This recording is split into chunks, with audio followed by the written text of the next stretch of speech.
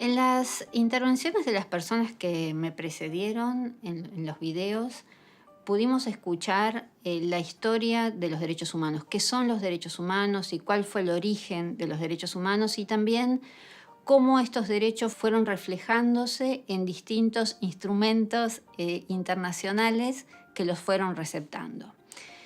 Es importante detenernos en este punto. Esos instrumentos internacionales que receptaron los derechos humanos establecieron un elenco de derechos y además reconocieron que somos las personas humanas quienes somos titulares de esos derechos y establecieron también que son los estados los que están obligados a respetar y garantizar esos derechos humanos de los cuales cada uno de nosotros es titular. ¿Qué significa que un Estado está obligado a respetar y garantizar esos derechos humanos? Y es importante poder mirar estas nociones de respeto y garantía por lo menos desde dos puntos centrales. Por un lado, la obligación de los Estados de respetar los derechos opera como un límite frente a los Estados. Si yo tengo derecho a la libertad, como lo tengo porque también está reconocido en los instrumentos internacionales de derechos humanos, el Estado no puede afectarla con sus acciones o omisiones. Esto quiere decir que no puede privarme a mí de la libertad, excepto que lo haga bajo ciertas condiciones. Por ejemplo, cuando un juez competente lo ordene en función de, por ejemplo, que estoy procesada por algún tipo de delito que así lo prevé. Esa es la noción de respeto, la noción de los derechos humanos como límite al actuar estatal. La noción de garantía tiene que ver también con otra dimensión de las obligaciones estatales que están relacionadas con la obligación estatal de generar las condiciones para que yo pueda hacer un ejercicio efectivo del derecho del que soy titular. Por ejemplo, las personas tenemos derechos políticos y en función de esos derechos políticos yo obviamente puedo votar. Pero si el Estado no organiza las elecciones, no las convoca, no asigna presupuestos para que existan las mesas donde se pueden votar, las urnas electrónicas o no electrónicas para que yo pueda depositar mi voto, aunque yo tenga el derecho, no puedo ejercerlo. Por eso es importante entender que los Estados están obligados no solo a no violar con sus acciones u omisiones los derechos de los que somos titulares, sino también a garantizar las condiciones, a organizar el aparato estatal de modo que cada uno de esos derechos pueda ser efectivamente ejercido. ¿Y qué pasa cuando esos derechos de los que yo soy titular son violados? Obviamente el Estado tiene que garantizarme, porque también soy titular del derecho al acceso a la justicia, un sistema que me permita acudir a él en busca de protección frente al derecho violado y de reparación en caso que el derecho no pueda ser restituido. Y en materia internacional, estos sistemas de justicia también existen. Cada uno de esos tratados internacionales, sean convenciones o a veces se les llama también declaraciones o protocolos, generan un mecanismo al que le asignan la facultad de monitorear el cumplimiento de los derechos que están protegidos en ese instrumento internacional. Y es así como se genera un sistema de justicia internacional que tiene algunas características que son particulares. Y quisiera centrarme en la principal característica, que es la complementariedad que estos sistemas internacionales de protección de derechos humanos tienen respecto de los sistemas nacionales de protección de derechos humanos. ¿Y cómo funciona esto? Esto quiere decir que los sistemas internacionales de justicia se ponen en funcionamiento solo después que el sistema nacional de justicia tuvo oportunidad de dar una respuesta frente a esa violación de derechos. De esta manera, el sistema internacional no reemplaza al sistema nacional, ni tampoco actúa como una instancia revisora de lo que hace el sistema nacional. El sistema internacional de justicia solo actúa cuando los sistemas nacionales no protegen el derecho o en su vocación de protegerlo, en su acción por intentar protegerlo, violan alguno de los derechos que están protegidos a nivel internacional.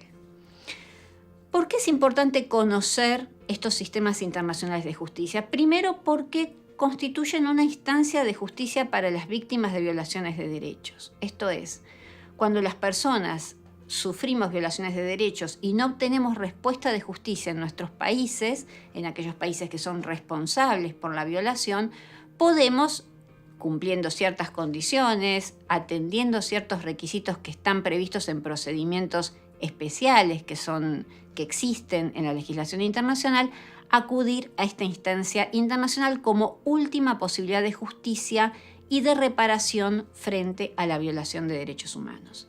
Y además, porque en esa tarea que el organismo internacional hace de analizar cada caso concreto, cada situación concreta de posible violación de derechos humanos en un país, lo que hace es interpretar la norma internacional. Y en esa interpretación va marcando el contenido del derecho. Entonces dice, bueno, en esta situación sí, lo que hubo es una violación a la libertad personal. Si una persona está detenida, privada de su libertad, sin orden que emane de un juez competente para hacerlo, bueno, esto es una violación a la libertad personal. Y esas interpretaciones que dotan de contenido concreto al derecho, y que en el derecho internacional se les refiere con el nombre de estándares de derecho, son las que efectivamente dicen qué es lo que ese derecho significa para nuestras vidas cotidianas. Y ese ejercicio de interpretación es lo que permite esa lectura viva y actualizada del Tratado de Derecho Internacional. Entre el momento que el Tratado de Derecho Internacional se aprueba y el momento en el que se lo aplica suelen pasar varias décadas, muchas veces. Entonces es necesaria esa interpretación autorizada del órgano que el propio tratado creó para que todos podamos comprender cuál es el alcance con el que debemos leer hoy día cada uno de esos derechos que están consagrados. En ese ejercicio de interpretación que hacen los mecanismos internacionales, y existen muchos mecanismos y tienen características distintas en sus procedimientos. Existen mecanismos, por ejemplo, en la Convención contra la Eliminación de todas las formas de discriminación contra la mujer, que es una convención del Sistema de Naciones Unidas. Existe un mecanismo creado por la propia Convención, que es el Comité de la Convención, y que es un comité que tiene varias funciones. Por un lado, recibe informes por parte de los estados. Esa es una de las maneras de monitorear el cumplimiento de los tratados. Los estados tienen que reportar qué han hecho para cumplir con los compromisos que han asumido, y existe un procedimiento que permite que las organizaciones de la sociedad civil y las personas puedan también hacer escuchar sus voces, y finalmente el comité, en este caso el organismo, concluye y valora y evalúa lo que el Estado ha hecho para saber si ha sido suficiente o no para satisfacer el cumplimiento del derecho.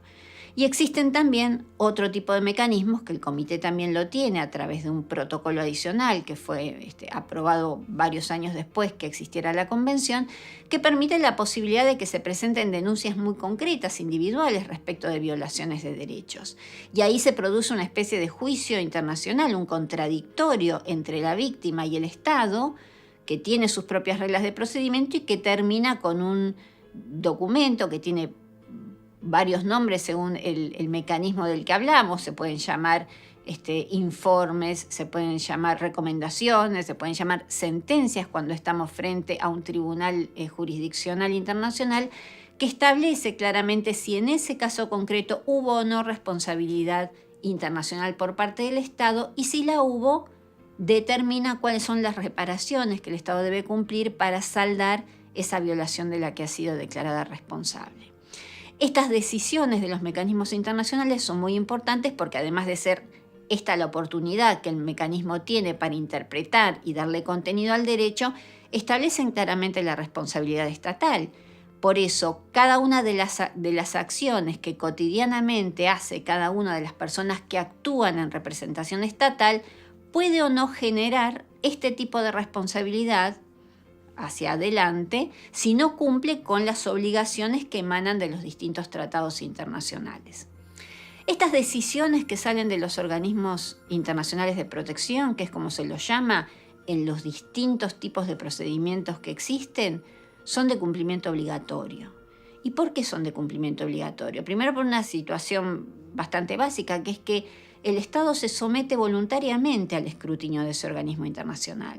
Nadie lo obliga. El Estado, al firmar el tratado internacional, hacer el procedimiento que su propia ley establece para obligarse, también reconoce la competencia del organismo que ese tratado crea para evaluar el accionar estatal en relación con el cumplimiento del tratado. Por lo tanto, existen ciertas reglas en el derecho internacional, que son reglas de efecto útil, reglas de buena fe en el comportamiento estatal, que lo obligan, una vez que aceptó en el ejercicio de su soberanía tornarse parte de ese tratado y reconocer la competencia del órgano del tratado para monitorear su cumplimiento, tiene que, cuando el organismo hace uso de esa competencia, obviamente el Estado está obligado a cumplir con las recomendaciones o las reparaciones que el organismo entiende que corresponden.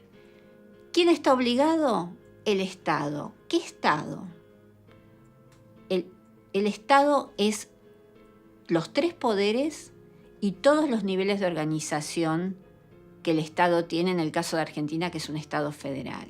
O sea, cualquiera de la actuación, tanto de los actores provinciales, cuanto municipales, cuanto nacionales, puede generar responsabilidad estatal.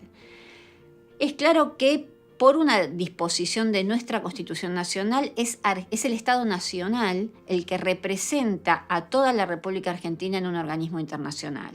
Entonces, estas cuestiones se dirimen con representaciones del Estado Nacional.